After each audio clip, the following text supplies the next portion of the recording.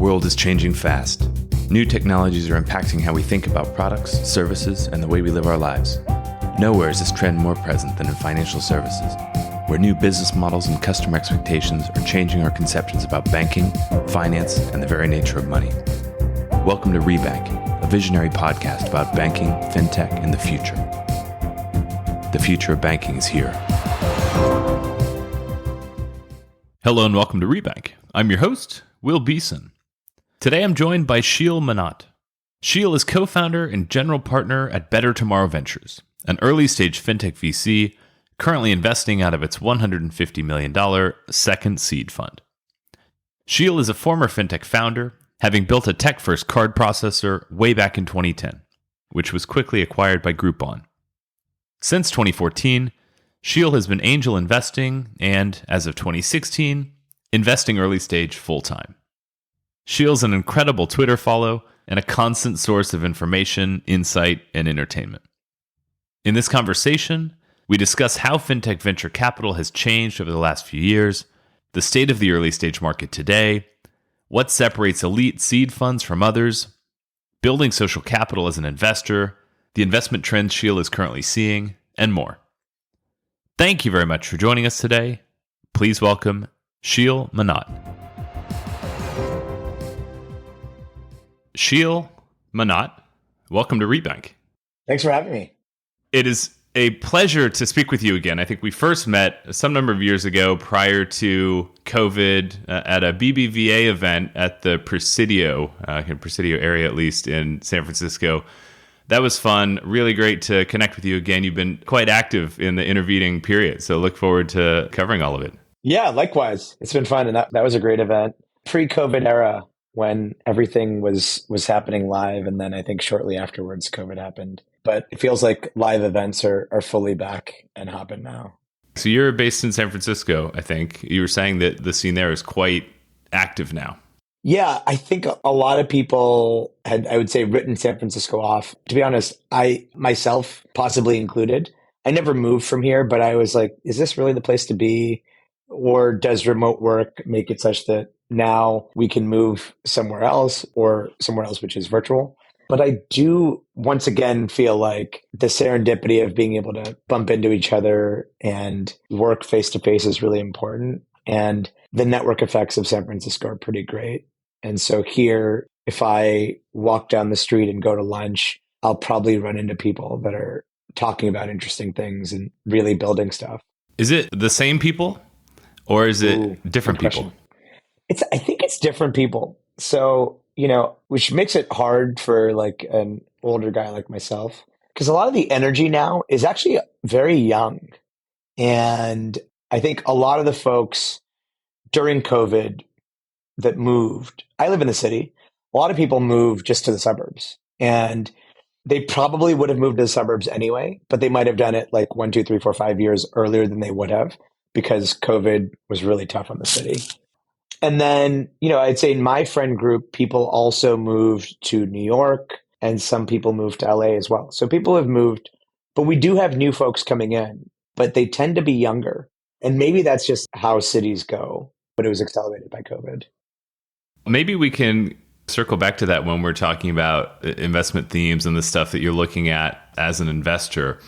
But for further context, actually, firstly, I think I should congratulate you on a very recent wedding, right? Yeah, it's been just a little bit over a week, and it was a interesting and weird wedding. We had a Taco Bell sponsored metaverse wedding. There's a lot of craziness embedded in that by itself. But it was really fun. It was a fun time. How do you swing a sponsorship from Taco Bell for your wedding? We just applied, actually. They had you had to submit a 2-minute video. I think they only had a few hundred applicants, and we won. And it was great. They did a lot of work, over 6 months. I think we won in September, and the wedding just happened last week. Maybe 5 months of continuous meetings and planning. It was a really good time. They did a good job. Your wife sounds like a great sport. For sure. Yeah. I don't think very many other fiancés would be as into it as mine was. But it's not our only wedding. That's fun. Maybe to complete the intro, you can tell us a little bit about yourself and what your focus is now. Yeah, sure. I'm Sheel Mohnot. I'm a former founder in the fintech space and currently run with my co-founder, Jake, a fund called Better Tomorrow Ventures. We are a fintech-focused fund leading pre-seed and seed rounds. We're on our second fund. We started the fund about 3.5 years ago, and our first fund was 75 million. And then we raised a new fund about a year ago. And that is a total of 225. It's a $150 million seed fund plus a $75 million opportunity fund. Is that a good size for a seed fund? Is that the right size? Is that the optimal size for you guys, given where you are? For us, it's absolutely the right size. I think it's not for everybody. There's personal preferences involved. There's how much you can raise involved. All these things are topics. For us, the math just works at this size. So the seed fund, $150 million, we will do 30-ish lead checks at seed. And then we have a lot of capital to follow on into our companies. So if you imagine 30 lead checks of an average of $2 million, that's $60 million. And then we have a lot of capital to follow on into those companies in the A and B rounds typically. To unpack some of that a little bit. So the current fund, Better Tomorrow Ventures, I think you said you started about 3.5 years ago, call it 2019 era. And I think you were doing some investing before that, right? Yeah. Similar structure, different structure? Similar in some ways. So I had a small fund, a $15 million fund, just me as the GP. It was affiliated with 500 startups, but a separate entity called 500 Fintech. And, with the $15 million fund, obviously it's hard to lead rounds. So we weren't leading rounds, but I ran an accelerator and had a lot of great companies in the accelerator. And running an accelerator in some ways is similar to leading a round in that you have to convince the folks to take your money. And usually, they were doing so at a much lower valuation than they could get elsewhere. So that was a different beast, but similar in some ways. And now, does your role feel more like pure capital providers, or are you still looking to, I imagine you're still looking to differentiate through providing whatever value you can to help your portfolio companies succeed? Is there a specific pitch, specific areas where you guys try to focus to help your companies build value? Yes. So I would say first thing, we don't think of ourselves as just capital. I think there are a lot of things that we can be really helpful and involved in. The fact that we're founders ourselves, particularly in the fintech space, is really helpful because we've seen a lot of pitfalls that people can avoid. And actually, that's why I got into the business. I wanted to help people avoid the mistakes that I made when I was an entrepreneur. In terms of how we can help, we generally think of ourselves as the first call. So like anything that happens in the company, good or bad, give us a call. And people do, for the most part, call us all the time. I think we're most helpful in hiring, thinking through distribution, building company culture, strategic partnerships like business development. Because we're fintech focused, we see all the other fintech companies out there, and if we meet a company, we can say, oh, here's our portfolio. Like we can just do this. So that tends to be really valuable. And then raising the next round, our companies have done exceptionally well at raising the next round from great VCs. We do as much as we can to help there. It's obviously a place where VCs can be really involved. The 500 Fintech, that would have been what, like 2016 era? I started doing some angel investing before that, probably like 2014. But yeah, started doing more in 2016. How have you seen the VC market change since 2016? Overall, the VC market has grown tremendously during this time. And fintech even more so. I actually just looked this up for something I tweeted recently. So the VC market has actually like 6 or 7x since 2016. And then the fintech market, probably more than that. Certainly between 2016 and 2021, if I had to guess, I would say it's more than 10x. And I would say in 2016, when I started, any company that I saw had raised money, I had met that company. And now that is no way the case. At that time in 2016, there weren't that many funds focused on fintech. I would say there still aren't that many, but there are a lot more than there were in 2016. And in 2016, very few funds, generalist funds, had partners dedicated to fintech, and now most of the top funds do. Things change pretty rapidly. Maybe now's the time to ask you that question I was thinking about before, the one that came to mind earlier, as you're talking about the changing energy and almost generational shift in fintech startup terms in San Francisco. You said that in 2016, you'd basically met all companies that you were reading about in TechCrunch, right? Everyone announced a raise, you kind of looked at it, right? And you were either involved or you weren't. Now it's not like that at all. Not at all. Is that a sign of a healthier environment where there are like different types of funds in different places that can play different roles and different people can bring different angles depending on what founders need? Maybe that is a positive. Also, I imagine it's a little more difficult for you because whereas previously you had second degree connection with every single person that was potentially pitching you, now probably they're complete strangers. How do you validate the quality of this person, the ability to execute of this team sitting right in front of you, if you don't have that same super tight network to rely on? On the how we assess somebody, I would say most people that we meet, we do have some connection to, or we can ask around and find out enough. But it's certainly different than it was in 2016. At that time, I was an unknown person coming into this industry. And still, at that time, I was able to meet most of the companies that were raising seed rounds. Now, even though we have somewhat a brand in fintech as a fintech seed fund, probably only a third of the companies have we met. And that's with now we have a team and everything else. So yeah, the world has changed. There's a question about, is it good or is it bad? And I think fintech was overheated in 2020, 2021. Where everything got funded and everyone chose to build a fintech company. Not everyone, of course, but a lot of people chose to build a fintech company. And what happened there is because so many people were building a fintech company, there were like 4 or 5 competitors to anything you built immediately. And of course, that makes it harder because if there are 4 or 5 competitors, you're competing for a piece of the same pie. So that pie gets smaller. There were some categories in which there was a breakout winner in a space where there were 5 or 6 companies. One company clearly is now the winner and may have taken the lion's share of the revenues. We have companies like that in our portfolio. And then there are other categories where there were a bunch of companies eating away at the same pie and nobody is really a winner. And we have somebody like that in our portfolio. What I see going forward as fintech falls a little bit out of favor compared to what it was a couple of years ago. And I think that incremental founder that was choosing to build in fintech now might be building in generative AI or something else. I think that's a net positive for fintech overall because we had too many companies and too many companies makes it hard for any one company to be successful.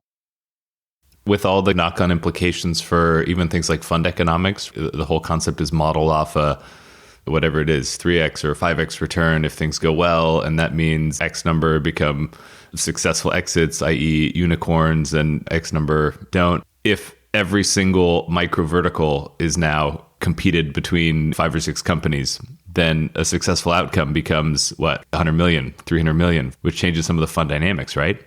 Yeah. A fund like ours, it's unfortunate, but a $100, $200, $300 million outcome just isn't that meaningful for us.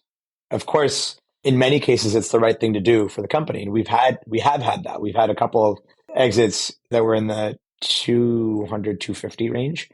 And they're really nice outcomes. But for a fund of our size, it doesn't move the needle that much anymore. And it's a little bit frustrating. I guess in terms of fund dynamics overall, and maybe this is still related to the general where we are in the VC market today. I saw a post, at least an article that you posted the other day about Founders Fund returning something like half of its main fund, flagship fund. You want to talk a little bit about that and what's behind that sort of reasoning? We talked about how there's a lot of venture capital out there, much more than there was 5, 6 years ago. So if you think about what that means, I don't have the numbers offhand of venture capital dollars, but let's say it's 50 billion just for argument's sake. I don't know the number. Let's say it's $50 billion a year. And for a fund to be a decent fund, you want to be returning 3x. I'm simplifying significantly here, but let's just say you want to return from that 50 billion, you want to return 150 billion. And at exit, let's say you own 10% of a company, then that $150 billion needs to have $1.5 trillion of outcomes overall. And like, where is that coming from? Annually. Yeah. And these numbers are off because this is just the number I threw out there. But overall, this founders fund, I think they had a $1.8 billion fund that they had raised, and they shrunk it down by half and said, we're going to deploy half as big a fund. And I think everybody in the industry needs to do that, because otherwise the overall returns on the industry aren't going to be as great. I think a lot of funds chased AUM in the last few years. Building a bigger fund can and usually does come at the expense of outcomes. A multi-billion dollar fund is not going to have a 10 plus X outcome. It's just pretty unrealistic to think that would happen. For us, what that means is like, we're not chasing AUM. We're not trying to be a multi-billion dollar fund. We're happy with the size of our fund. We don't have to think about our next fund anytime soon. We're not actually thinking about it, but I think we probably stay around the size that we are now. I guess then in terms of deploying your current fund, I imagine your day-to-day is receiving inbound, maybe doing some strategic outbound to companies that you think are interesting and ultimately validating investment opportunities. How would you describe the caliber, style of the stuff that you're seeing, and how does that compare to your 7 years of experience now? The caliber of talent that we see has increased over time going into fintech. As I mentioned, sort of like as fintech became hot, many of the best founders chose to build in fintech. In terms of how I spend my time, I'd say it's like probably equal between existing portfolio and new companies that we're looking to invest in. When we meet a new company, there's like the time it takes to meet the company, but then there's a lot more time in doing due diligence. If we meet a company, we might talk to potential customers of that company, or as you mentioned, we might talk to other folks that person has worked with in the past. And so that's a big part of how we spend our time. And then in helping the portfolio, there are any number of things, but I would say for me, it's primarily around raising the next round and hiring. And then I would say BD. So I'd say those two things. In hiring, we have a full-time talent partner on our team, Yoni, who is head of talent at NerdWallet, and all he does is help our portfolio companies with that. But what I do is help close the sale. So if a founder, we're recruiting a new chief marketing officer, they might want to know how the investor feels about the company. And so I might be involved in closing that candidate. And then BD we talked about, and then raising the next round we talked about as well. What's the main source of deal flow for you guys? I mean, you personally seem to have an amazing network. You're extremely active on all the places that fintech people spend time. You're amazingly insightful and funny on Twitter and LinkedIn. I imagine that's a huge positive contributor to your visibility. I think it's really hard to quantify where leads actually come from, but I do think being on social media helps us stay top of mind. And being a fintech only fund means that a lot of people send us deal flow because they're looking at a company. They think, hey, this is too early for me, or this is like too fintechy for me. What do these guys think about it? And so I think the social media stuff helps to stay top of mind. By the way, I don't do it for this purpose. Like I do it because I'm having a good time and just tweeting whatever stupid shit comes to my mind. But I will say people have told me, like, I was looking at this company and then I saw you tweeted this other thing and then I thought of you, like I should send this to Sheel. So that does happen and it's great. As we were saying, you've been at this for a while now. What in your estimation differentiates an excellent pre-seed or seed fund, like top 2% from a good fund? Excellence, I'm assuming you mean in outcomes? In outcomes. Let's start with that.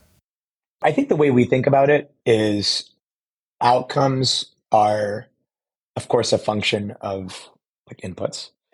to a certain extent. And then there's this big like luck thing that is truly involved, and there's no way out of that. Our goal is to be the founder's number one choice. So any founder building in fintech should say, I want to work with BTV. And so we're doing as much as we can to make that the case. And the output is founders choose us. I think people miss that you can't just invest in any company you want. The founder has to choose you. Oftentimes, companies we invest in have 5 or more options of term sheets. And we don't ever want to be the one that wins because we gave them the highest price. That's not our game. To be successful, you have to get in at a good price and have a great outcome. Just working with great founders is the number one thing that you can do. And we want to be sure that great founders want to work with us. And when I say great founders is the number one thing, it's because so many of my top companies that I've invested in, it turns out what I invested in from a product perspective wasn't actually that amazing. What was amazing was the founding team, and they just turned it into something incredible. So first and foremost, it's investing in great people. And when you say great people, what does that mean to you? Specifically in the context of great founders. It's hard to measure what you really mean, but I think great founders are really tenacious, will break through walls to make stuff happen. I think that's like the number one quality you see over time and time again. They also know their business really well. They know the competition really well. And it's usually clear that they've done their homework. They wouldn't be wasting their time building this business if they didn't think it was a very investable business that can be a multi-billion-dollar outcome. And if we think about businesses that can be multi-billion-dollar outcomes, that probably also means that they're going to be leading a team of hundreds of people. And so do I think this person is the right person to lead a team of hundreds of people? Or can they get there in maturity? Those are some of the things I think about. You are, as we were saying before, an extremely networked guy. You seem like a likable guy in the space. Yet at the same time, you're in the business of basically saying no to 9 out of 10 or more people that step in front of you and ask you for something. So how do you balance that? Genuinely having a strong reputational capital. How do you maintain good relationship capital credibility, both with your peers as well as with the founder community? It's tough because we're all founders, sort of operators ourselves. I think there are things we really value. We try to do a fast process as quickly as we can. We do deep references to understand a business. And then we try to decline if we're declining with a thoughtful response. That's, of course, if we take the time to meet the company. The overwhelming number of companies that we see, we don't even take a meeting because we know we should save the founder's time because we're not going to be the right fit. If we do take a meeting, especially if we take multiple meetings, we want to be really thoughtful about why we declined, and maybe it'll help that founder in the future. It all stems back from what we talked about earlier, which is like we want to be the founder's first choice. We want everyone to want to pitch us. There have been cases where we said, we're not the fit for you, but we know other people that might be. And we have introduced folks to investors who ended up investing in the company. To wrap up, I would love to get any thoughts you have around themes within fintech that you're currently interested in or even curious about, you know? And I guess kind of like circling back to that first opening discussion around a different group of people in San Francisco now, different energy. Does it feel to you like coming out of COVID, March 2023 now, bottom of the cycle, is it the same stuff? Are there the same themes that you were excited about in 2020 and 2021 and 2022 with the same types of founders and the same broader go-to-markets? Or are you seeing meaningful evolution among the founder community that you're interacting with, people that are thinking about some of this stuff in different ways? First of all, I'll say, I think you can be inventor, you can be thesis driven, which is like, I have an idea that I want to see and I'm going to invest behind it. Or you can be opportunistic. And of course, you're always somewhere in the middle. I'd say we're more opportunistic, which means when companies come to us, we evaluate that company and that team and make a decision. So it's not like we have a bunch of things in our mind that are what we want to see or theses that we want to invest behind. And I think part of the reason for that on my end is I have been a thesis driven investor. And I realized a few times there was an idea that I fell in love with. And then I just invested in like a team that came along that was doing that problem. It wasn't the right team. It wasn't the problem that they faced. So I think we become more opportunistic, we'll call it. But have we changed in what we're interested in that time over the past few years? I would say no. We think the last decade of fintech innovation was largely bringing stuff that was offline online. And we think the next decade is very different, making fintech seamless in your life. And so if the goal is to make fintech seamless in your life, the way to do that is have a bunch of building blocks that make it easier for a non-fintech company to become a fintech company. And I think that's still a category that we're interested in. We never did a whole lot of consumer investing. I'd say probably maybe 10% of our capital has gone into consumer. The rest is B2B. And I think that probably continues to be the case going forward. We have seen some amazing consumer fintech companies out there, but consumer in general has had its woes that I probably don't have to tell you about. It makes us less likely to do consumer going forward. But then you think, okay, if you're less likely to do consumer and everyone's less likely to do consumer, who are these B2B companies going to sell to? If you're selling to fintechs, like who are you going to sell to? So I would say on the margins, we're probably more interested in companies that are selling into banks now. We've seen more reception from them. If you can sell into fintechs and banks, that's great. And our most recent investments sell into fintechs and banks. So I think that's interesting. Sheel, thank you so much for taking the time to connect today. You're such a thoughtful guy about all this subject matter, and you're just so close to the metal on everything going on in early stage fintech, at least in the US. It's a real pleasure to connect with you. Thanks, Will. It was great. I really enjoyed the conversation. Sheel Mohnot, thank you very much for joining us today. Thanks for tuning into Rebank. If you like today's show, reach out. Follow us on Twitter at Rebank Podcast and join the conversation.